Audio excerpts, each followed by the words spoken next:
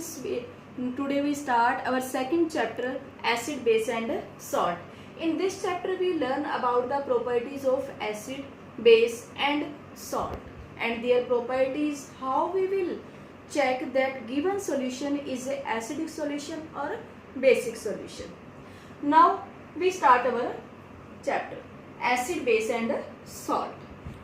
On the basis of their chemical properties, all substances are classified into acid, base and salt.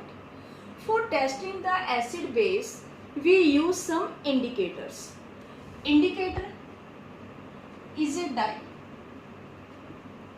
Indicator is a dye which is used to test that given substance is a acid or base.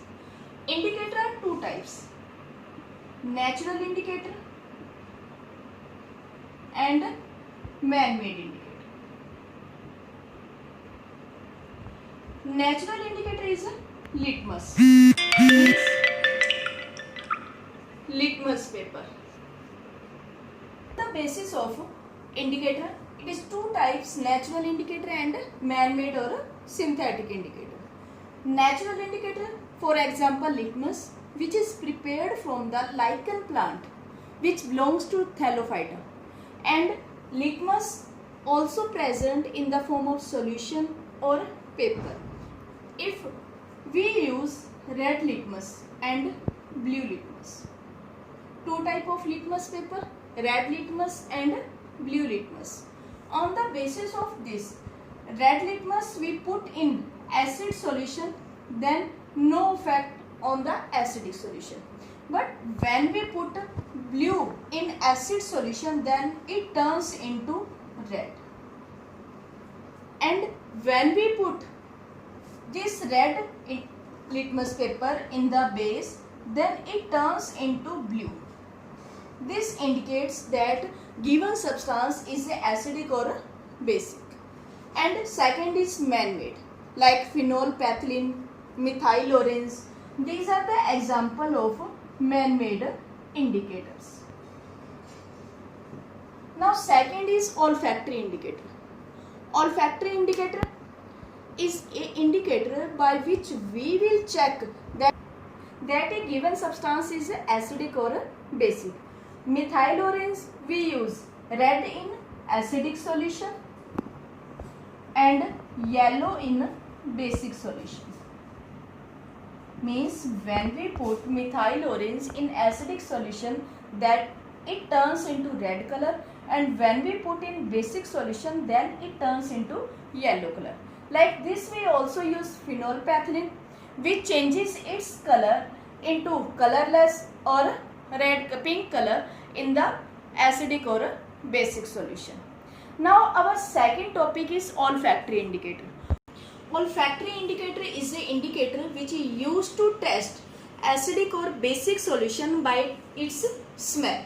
Means अगर हमारे पास कोई भी substance acidic है या basic है, उसको हमें check करना है तो उसको हम स्मेल के बेस पे भी टेस्ट कर सकते हैं.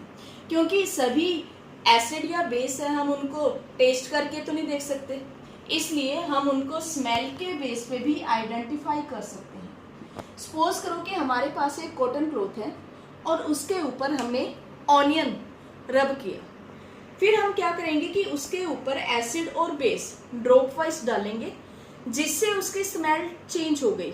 Means that substance is opposite to that smell. If not changed according to their, then it remains the same as that on the cloth. By this method we will check that olfactory indicator is checked by its smell. Now our next topic is acid. Now acids are not only present in our science lab, it also present our home, our surrounding. Acids are of two, according to their occurrence, two types. Natural, जो present होते हैं हमारे nature में, जो हमारे fruits vegetables जिनके अंदर present होते हैं, मीन्स नेचुरली प्रेजेंट है, दैट आर ऑर्गेनिक एसिड्स. जो नेचुरल प्रेजेंट होंगे उनको कहेंगे हम ऑर्गेनिक एसिड. जो हमारे फ्रूट्स वेजिटेबल्स उनके अंदर प्रेजेंट होते हैं। और सेकंड है mineral acid, which are taken from the earth surface, prepared in the industries like sulfuric acid, hydrochloric acid, acetic acid. These are the mineral acid. Organic acids are not harmful for life, but mineral acids are harmful because they are concentrated and on our health they have very adverse effect. They also change our skin, our clothes, and on which it spread, it destroys that thing. Now on the basis of their strength, acids are classified in strong acid and weak acid. Strong acid and weak acid. Strong acid means which are completely ionized.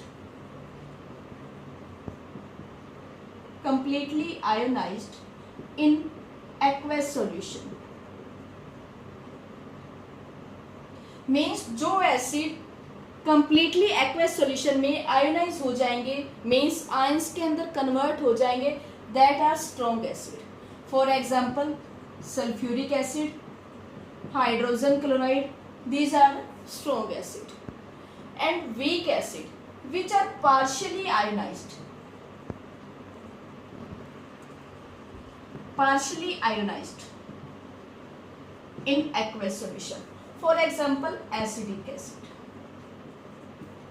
जैसे हम कहते हैं सिरका, वो क्या है, एक type का एसिटिक एसिड. जो स्ट्रॉन्ग एसिड होंगे वो आयंस के अंदर कंप्लीटली ब्रेक डाउन होंगे, और जो वीक एसिड होंगे वो पार्शियली आयोनाइज्ड होंगे एक्वस सॉल्यूशन के अंदर. For example acetic acid.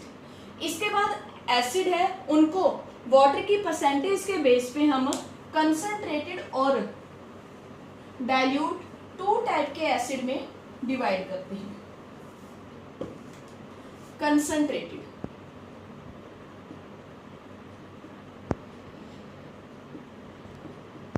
concentrated means in which very negligible or no amount of water molecules are present. जिसके अंदर एसिड में वाटर की अमाउंट या तो बिल्कुल नेग्लिजिबल होगी या प्रेजेंट नहीं होगी, उसको कहेंगे हम कंसंट्रेटेड एसिड. और dilute acid in which water molecules are present. जितने वाटर की अमाउंट हम ज़्यादा ऐड करते जाएंगे वो एसिड उतना ही कंसंट्रेटेड से डाइल्यूट होता जाएगा. मीन्स उसकी स्ट्रेंथ उतनी कम होती जाएगी जिससे उसका अफेक्ट है वो भी कम होता जाएगा. मीन्स जो कंसंट्रेटेड इन विच लेस और negligible amount of water is present and dilute in which more amount of water is added in the concentrated acid. आपके पास एक क्वेश्चन आता है कि हमें कभी भी एसिड के अंदर पानी नहीं डालना चाहिए, हमेशा पानी के अंदर एसिड डालना चाहिए, because it is a highly exothermic reaction.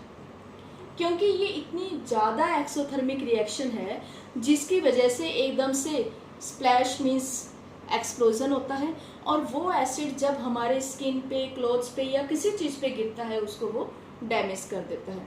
इसलिए कभी भी एसिड के अंदर, एसिड में पानी नहीं डालना चाहिए. हमेशा एसिड को पानी के अंदर डालना चाहिए. ठीक है, ये आपका 2 मार्क्स का क्वेश्चन बोर्ड एग्जाम में आ सकता है. अब ये कहते हैं कि जितने भी एसिड्स हैं उनमें कॉमन बात क्या है. जितने भी एसिड हैं, क्योंकि एसिड्स हमारे पास है जैसे H2SO4, HCl, एसिटिक एसिड, हमारे पास ये कुछ एग्जाम्पल है. अगर हम इनको आयोनाइज करते हैं, आयोनाइज का मतलब होता है उनको आयन के अंदर ब्रेक डाउन करना. अगर हम उनको आयन के अंदर ब्रेक डाउन करेंगे तो सबके अंदर क्या प्रोड्यूस होंगे, हाइड्रोजन.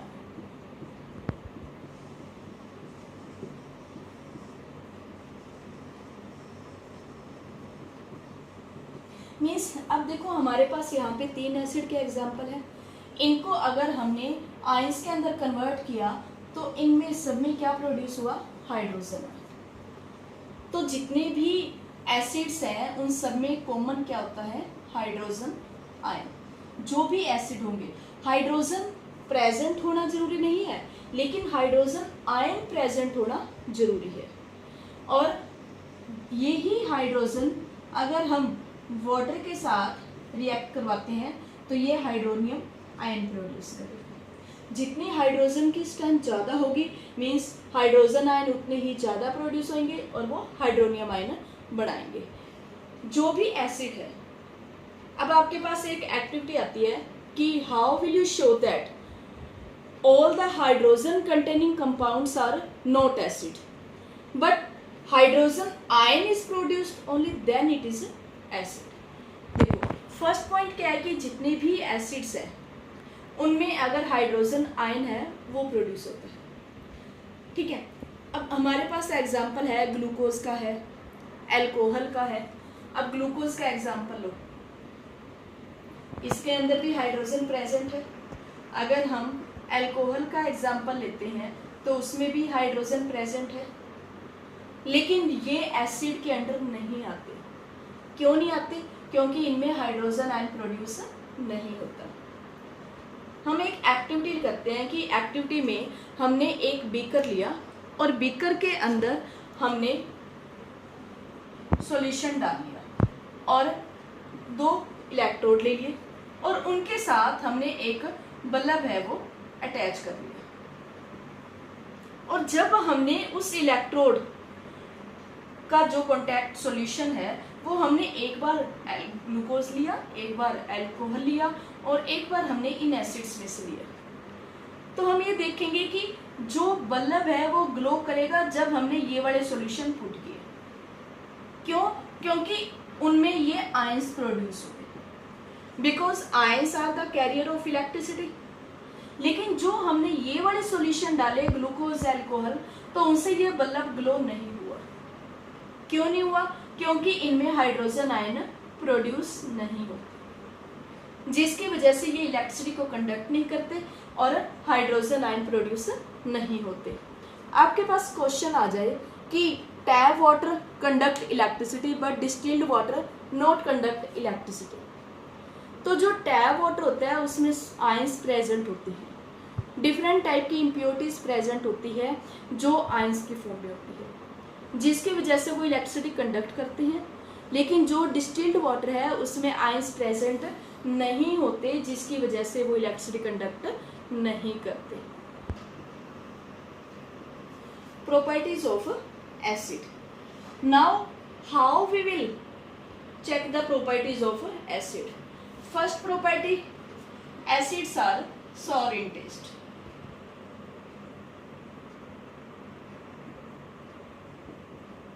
हम जितनी भी खट्टी चीजें, नींबू, आंवला, जो भी हम ये ईट करते हैं उनका टेस्ट क्या होता है? सारा खट्टा, मीन्स उनके अंदर एसिड प्रेजेंट होता है। एसिड्स कंडक्ट इलेक्ट्रिसिटी,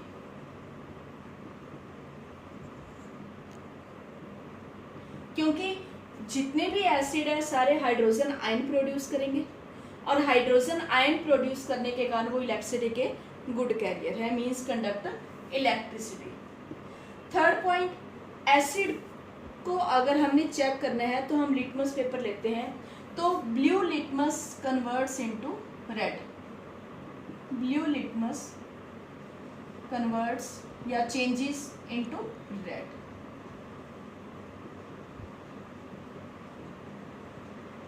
ये है एसिड की फिजिकल प्रॉपर्टीज, जिनके बेस पे हम एसिड बेस में डिफरेंशिएट कर सकते हैं। अब आती है एसिड की chemical properties. Chemical properties means acid react with metal.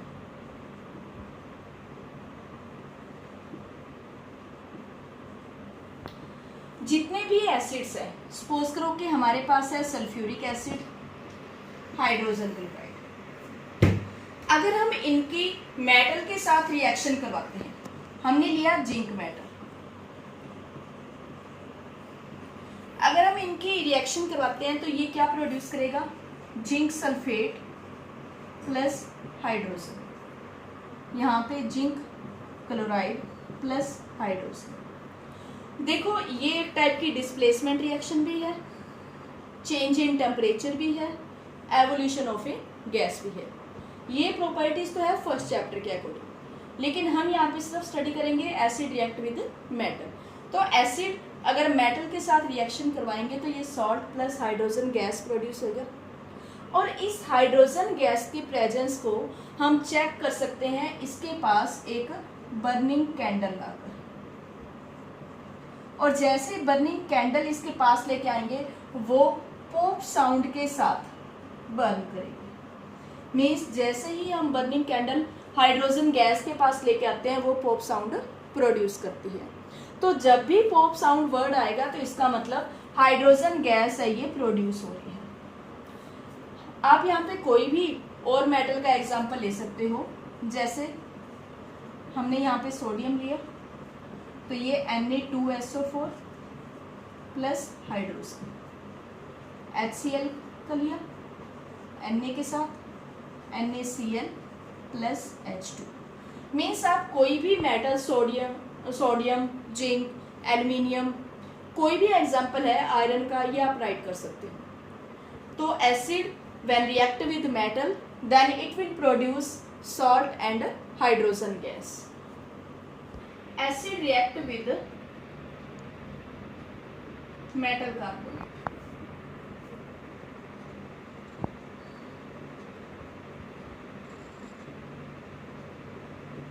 अब जब भी एसिड मेटल कार्बोनेट के साथ रिएक्ट करेगा तो ये कार्बन डाइऑक्साइड गैस प्रोड्यूस करेगा। एसिड सपोज करो कि हमारे पास HCl होगा, metal carbonate, metal means sodium, carbonate means CO3। अब कार्बोनेट की वैलेंसी 2 है, सोडियम की 1 है, तो फॉर्मूला हो जाएगा हमारे पास Na2CO3।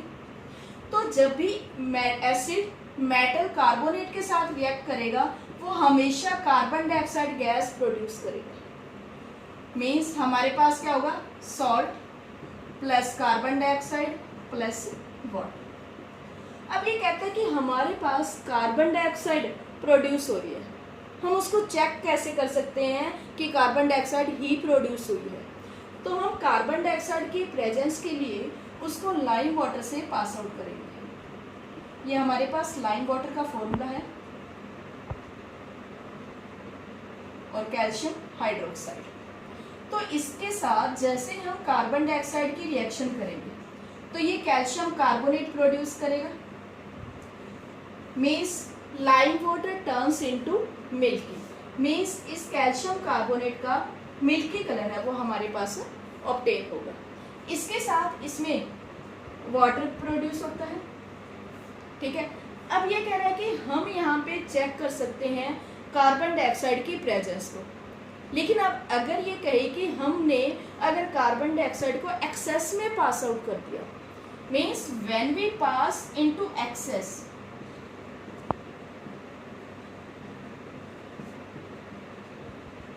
एक्सेस अमाउंट में पास आउट कर दिया, तो उस टाइम ये लाइम वाटर जो मिल्की हुआ है ये वापस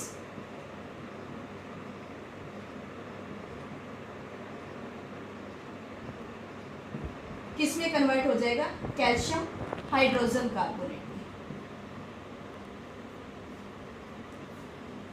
मीन्स आप ये वाली इक्वेशन राइट करके भी ये लिख सकते हो और ये भी कर सकते हो। तो हमारे पास इसकी प्रेजेंस को आइडेंटिफाई करने के लिए हम जैसे एक्सेस में पास आउट करेंगे ये मिल्की कलर है ये कलरलेस हो जाएगा और इसके साथ वाटर मॉलिक्यूल्स प्रोड्यूस होंगे। ये आपका 3 मार्क्स का क्वेश्चन आ सकता है कि what will happen when metal carbonate react with acid and how we will identify the presence of carbon dioxide and what will happen when carbon dioxide is passed in access.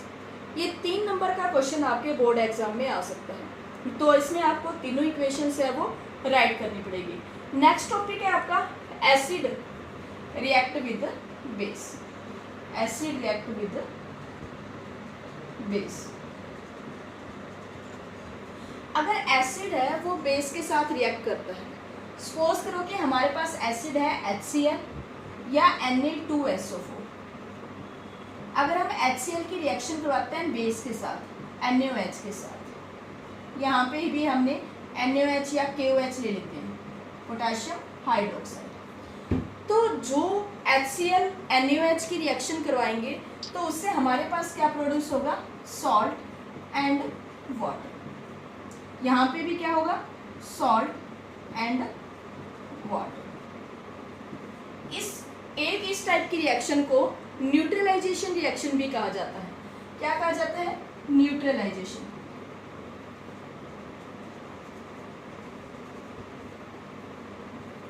क्योंकि इसमें acid और base एक दूसरे के effect को cancel कर देते हैं।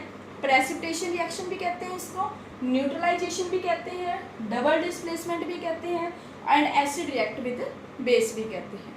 तो ये हमारे पास now seventh property, acid react with metal oxide. Acid react with metal oxide.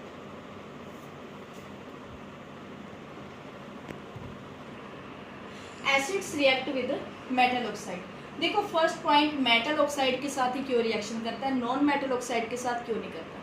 क्योंकि जितने भी मेटल ऑक्साइड्स होते हैं वो सारे क्या होते हैं, नेचर में बेसिक, और एसिड हमेशा बेस के साथ रिएक्ट करेगा। एसिड एसिड के साथ या बेस के साथ रिएक्शन नहीं करेगा। अब हमारे पास एसिड है जैसे H2SO4, sulphuric acid and hydrogen chloride. ये कह रहे हैं कि metal oxide, metal means sodium, zinc, साथ में वर्ड दिया हुआ है ऑक्साइड्स। ऑक्साइड्स का मतलब उसके साथ ऑक्सीजन कंबाइंड है। तो हमारे पास ये फॉर्मूला हो गया, सोडियम ऑक्साइड और जिंक ऑक्साइड। यहाँ पे 2 लगाया क्योंकि ऑक्सीजन की वैलेंसी 2 है और सोडियम की वैलेंसी 1 है, तो इसलिए Na2O बन गया। और जिंक ऑक्साइड दोनों की वैलेंसी 2 है, जिससे 2 से 2 कट हो गए। तो अब हमारे पास ये क्या प्रोड्यूस करेंगे, सॉल्ट। जो हाइड्रोजन है वो यहाँ पे आ जाएगा और सोडियम यहाँ पे, Na2SO4 प्लस H2S, और जिंक यहाँ पे, हाइड्रोजन इसकी जगह पे आ जाएगा, जिंक क्लोराइड प्लस H2। तो जब भी एसिड मेटल ऑक्साइड के साथ रिएक्शन करेंगे उनके salt plus water molecules produce करेंगे। Acids are corrosive in nature। 8th property है, acids are corrosive in nature। Means कोई भी एसिड किसी भी चीज़ पे गिरता है तो उस चीज़ को डिस्ट्रॉय कर देता है, डैमेज कर देता है। मीन्स वो एसिड डिस्ट्रक्टिव होता है, वो जिस चीज़ पे भी गिरेगा उसको अफेक्ट करेगा। तो ये सारी थी एसिड की प्रॉपर्टीज।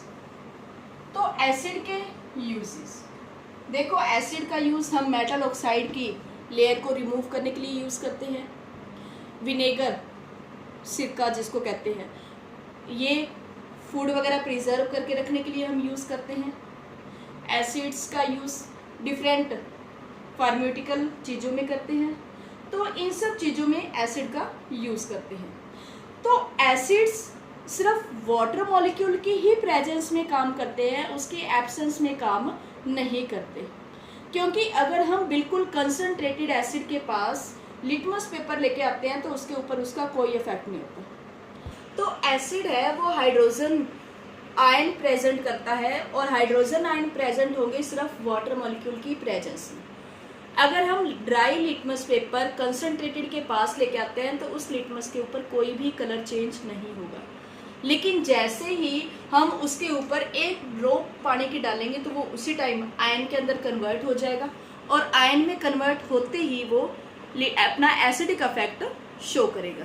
तो इस बेस पे हम ये कह सकते हैं कि जो भी एसिड होंगे वो अगर हाइड्रोजन आयन प्रोड्यूस करेंगे तो वो एसिडिक बिहेवियर शो करेंगे, और in the absence of water they does not show the acidic behaviour. Now thanks for watching my video.